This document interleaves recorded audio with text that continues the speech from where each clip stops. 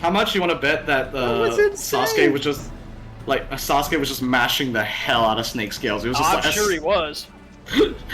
I'm sure he was.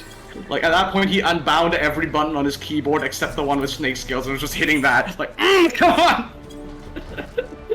Yeah, first we had the amazing. Astra momentum into the spawn, and the Viper lives with 1 HP. Then we have a team fight where Shimori becomes the target and lives with 800 HP, by the way. I was sitting there watching it, and that's what made me say, how is Shimori still not dead? He had 800 HP and no mana, and that man lived. You know what? Teamwork makes the dream work, right? It sure does. Yeah. Truly, truly. Great gameplay from both sides, seriously. You know, Umbra put up a hell of a fight, and, you know, honestly, they refuse to die. And because, you know, especially when the fight gets to that point, right, when one team is just ratting you in spawn in C9, that is always a very difficult situation to come back from. Oh man, I hate the spawn area in C9, right, because it is so wide open. Like, if your best chance of living is like either tucking yourself in the back corner, which is still a terrible idea, or playing around that long wall that's in front of you and the goal point. Right? And it's just a terrible situation. Like, if one team gets momentum on Cloud9, 99% of the time, that team is going to win. Yep, so. And yet, Umbra still remained. They still held on. So, you gotta give it to them. That match could have ended about 2.5 minutes earlier, and it didn't, purely because the Viper stayed alive for as long as he did, so... Yeah. And, also... You know, it was actually completely winnable as well from after that fight, because everyone had collected feathers and stuff like that. So it was kind of like equal on both sides when it came to LB economy. It just mattered who sent what first and who basically maybe like could predict the plays that the other teams would make. I think maybe like, I don't know, like playing aggressively against the white mage to stop the beam could have worked, but again, Shimori did a great job making that space. That's what I'm like to say about Warrior. It's scary because the minute it takes up space, it threatens that space with the rend, right? And your eyes are immediately drawn to it. You have to like stop it. You let it get into your quadrant, your like sort of zone, then it's just allowed to just wreak havoc, you know, keep players in the line of fire, and that's where Noodles, you know, delivered the kill shot and basically managed to cleave like 3 players, and they cleaned up straight after that. I mean, they did manage to get a kill out of that though, at least one. Umbra, despite being on the back foot, but that's what I mean. That's what makes Warrior so scary with the right support. Yeah, you know, just because a set happens to go 2-0 in favor of one team doesn't necessarily mean that it was a stomp, right? You know, these games that we get to have a chance to commentate and or play in every week, these games are generally very good and very competitive to watch. So yeah, GG's to those 2 teams. I'm glad we got the full set in after the first 2 games we had at DC. So yeah. But so let's put our eyes on the set 2 here. John, where are we going? We are going to Cloud9. We got the ready check out. All right, we're going back to Cloud9. Oh, it looks like I'm glancing at the teams here, Aeon. Yep. Astra has triple tank. Astra has 3 big guys. Man, Aeon, you're a Gunbreaker player. Give me your opinion on 3 big guys comp. Man, we love 3 big guys.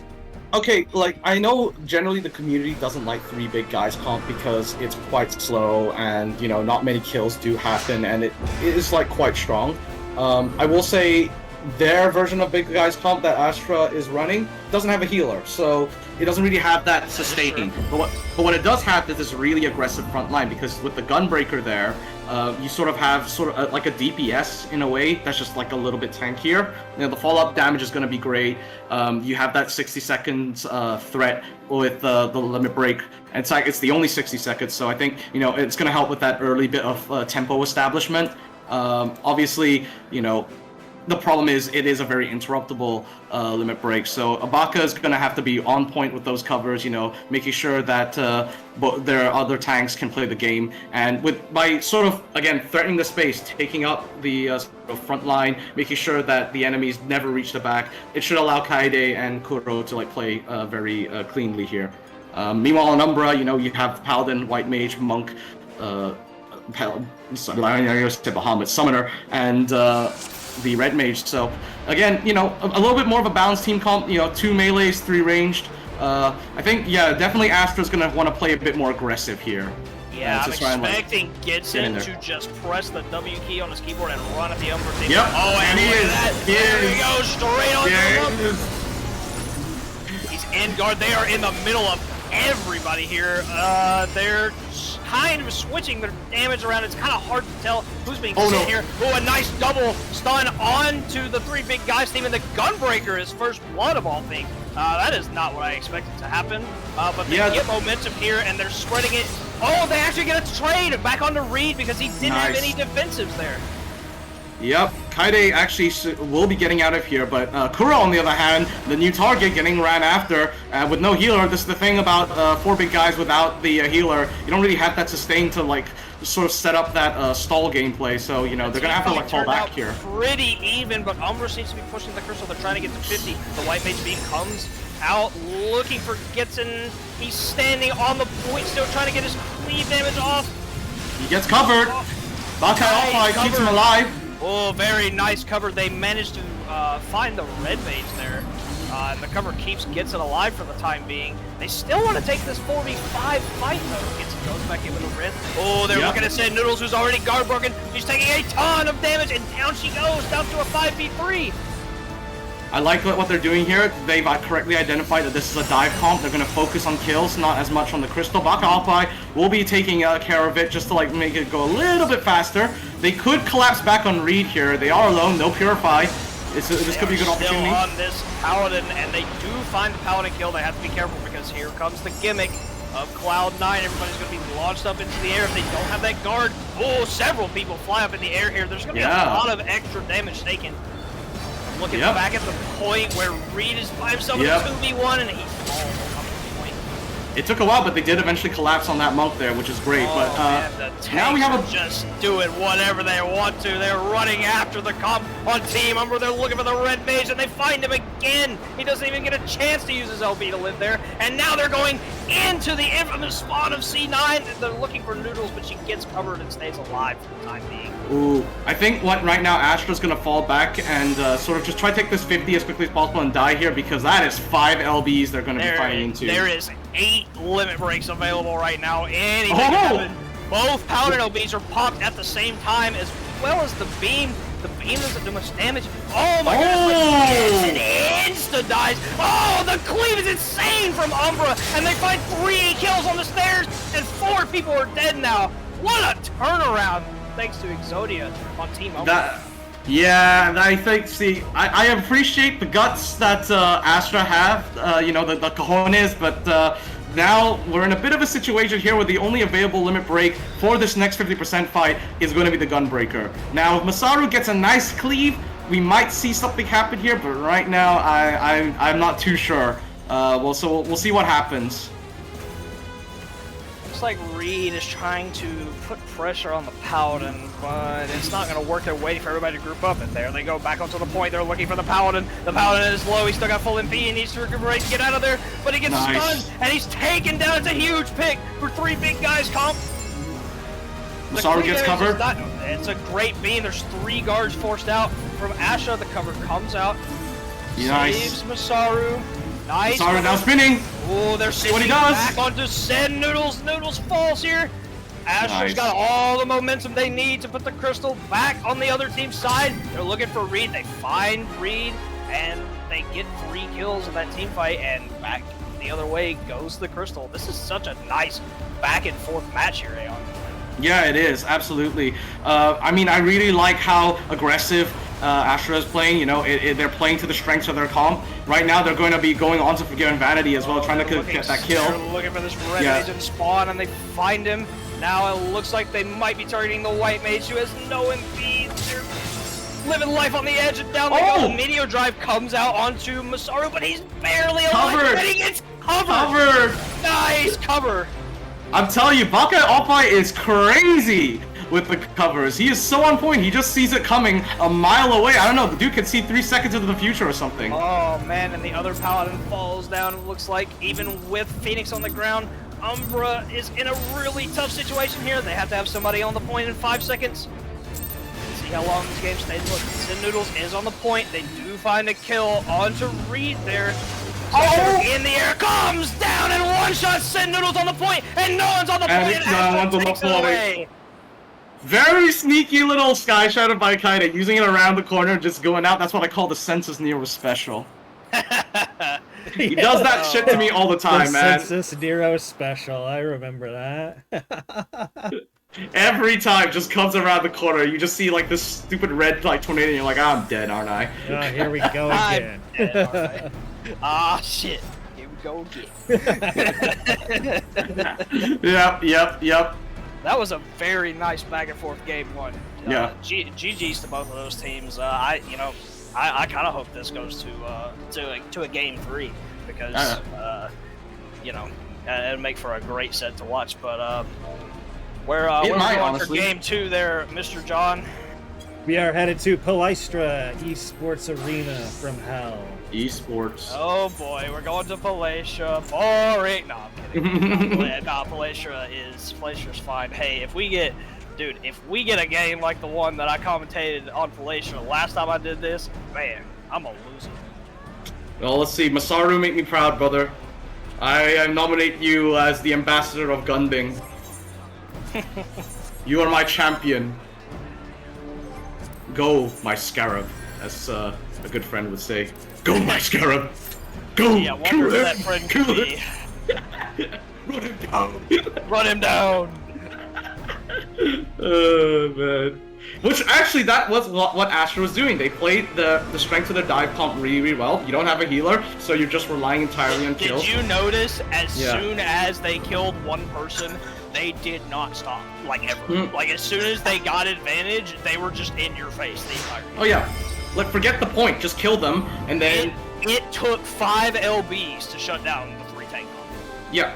Because the way it works is, like, you kill, like, the team. If there's still someone trying to wise man, you then see them, collapse back on them, kill them as well, and then it forces a retreat. So, the only thing was that, obviously, when you have a comp like this, I mean, thankfully they are tanks, but typically with no healers, it's very hard to recover.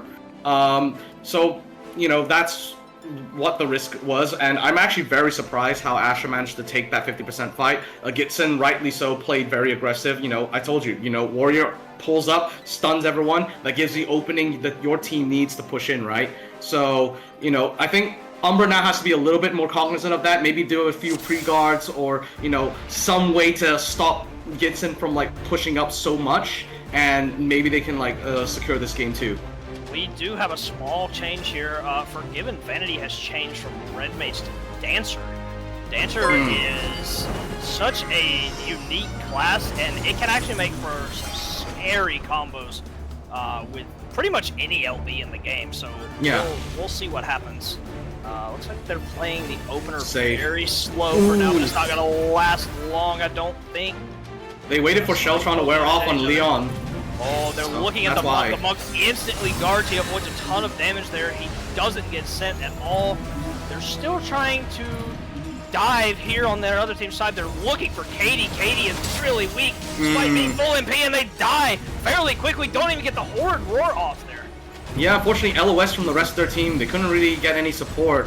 And looks like now Astra's just being forced back here, and this is the problem with, like, no healers on this comp. The beam comes out, but it doesn't matter because a great cover came out from Baka there to keep his Gunbreaker alive, but now they're turning their attention to Sin Noodles on that summoner who's out of MP. Nice! Here comes the Gunbreaker spin. They do find a kill there. The Paladin changes the entire momentum of that small skirmish there, and we're back to a pretty even match, despite...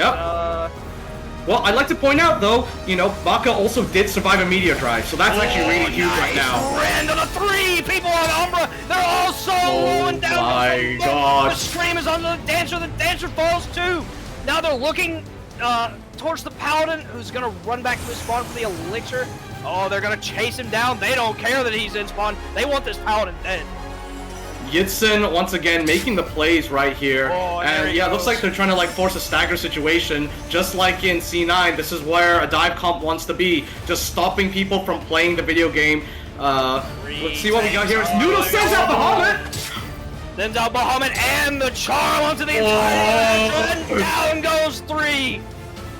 There it is. Very nicely done. But, you know, good news is Astra held the trigger on the limit break, so they do have it for the next fight. So I love the composure. I love the sort of resistance. Actually didn't fall there. I thought he did. That's my mistake. He barely gets out and grabs 2 field pods and lives. So that was a 2-for-1 trade, pretty much in the spot of Team Umbra. They're looking for cleave damage back on top of this monk who's in guard. He's in trouble. He needs some help here. Oh, he's getting sit heavily. He uses the speed lane to get away. Looks like he's gonna get out, maybe? We'll see. Oh yeah, Gunbreaker limit break on speed lane unfortunately is a little bit buggy, so they did well to retreat there. Masaru has to fall back, no mana. Probably has to go for the reset. Pop his Paladin LB. They're still looking to fight here. Oh, Astra's gotta be careful. Oh, the cleave damage is insane onto the Dragoon. The Dragoon falls here.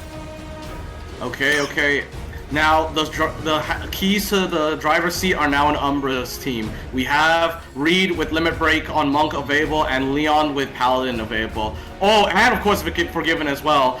It looks like, in a sort of blink of an eye, the entire tempo of the match has switched over to Umbra's favor. Yeah, unfortunately, Astra got a little split up there, so their group momentum stopped. Out instantly comes the Paladin LB from Umbra to mitigate a lot of this damage. Oh! Dragoon LB comes down and insta-kills 2 people on Umbra, shifting the momentum again, and now it's down to a 5v2, and they're going to carry their momentum all the way to spawn, and they're looking for the Paladin. I'm sorry, how? How? I don't know, actually. That was really insane. Don't. That was crazy. If I had to guess, the Phalanx bubble was not onto the 2 people that insta-died there. Yeah, and Kaide just like sort of snuck around again with the Dragoon limit break. His Dragoon limit breaks have been about as on point as you can get. They're still throwing damage at this Paladin who does die. He never got to Elixir, and Sin Noodles also falls instantly. We just have another momentum swing here. Astra's got all the momentum again. That is insane. Like, they had Exodia, and what happened was, I guess, you know, Astra drew the pot of greed. So, that's what... Cleave damage onto the Monk again. He's guard broken thanks to Shield's Bite. The Monk falls down again. Now they're shifting their attention to the White Mage while the Crystal is being pushed ever so closer to the goal point. The cover does save the White Mage there. They are a little stabilized, but they gotta turn their attention to the point if they want any chance to win this here. Baka's got LB. 100%, so anything is possible. Baka looking to probably try ooze LB around here. Masaru as well. Oh, looks like Kuro's sending out Bahamut, and we're gonna get a lot of cleave damage here. Let's go. Oh, nice cleave damage from Bahamut there. It clipped 3 people for full damage. The Paladin does fall again. That's a pretty huge pick. We're still in a 5v3. Nobody on Astra has fallen yet. And by the way, this is all done without Baka using a Paladin limit break. He's saving it for when the team really needs it. Bullied because he has that charm, and they do find him. They've got to put somebody on point. Katie is in that Sky Shatter again. Oh, nice. Boom! There goes the damage, and the White Mage falls. They're trying to cycle. Nice stun! Very nice stun onto Sin Noodles there, and Astra takes this game as well. Insane. Oh, what is this? I'm sorry. Am I watching like a Gitsin tournament? What the heck is this? Why is everyone so cracked? What? Of course you're watching a Gitsin tournament. The man is playing.